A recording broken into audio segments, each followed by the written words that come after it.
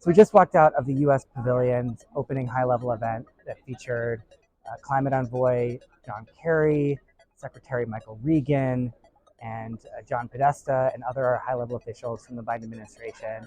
And the U.S. is here at COP28 touting its new legislation, the Inflation Reduction Act and the Bipartisan Infrastructure Law, trying to parade around the U.S.'s climate credentials and trying to demonstrate that the U.S. is a climate leader.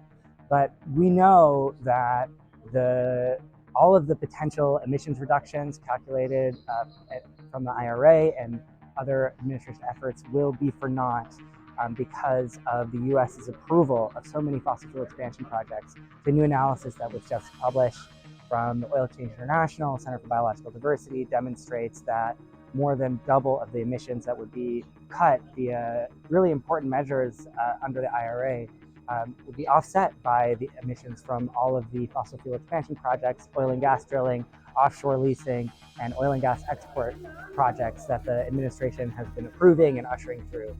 So we're here as a delegation of frontline leaders and allies from across the U.S.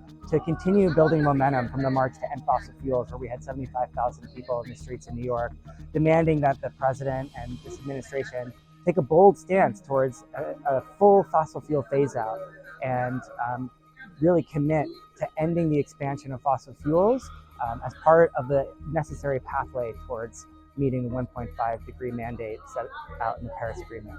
And as we would expect, none of these officials are giving us a clear answer on the U.S.'s position on a full fossil fuel phase out. So we'll be here for the next 2 weeks, continuing to ask these difficult questions, continuing to highlight the hypocrisy of this administration's position on climate and fossil fuels, and demanding that they change course and side with justice and side with people. If Joe Biden truly wants to leave a legacy of climate leadership, he needs to listen to what communities around the country are demanding, what science demands, what the UN and the IEA demands, which is a commitment to a full fossil fuel phase out.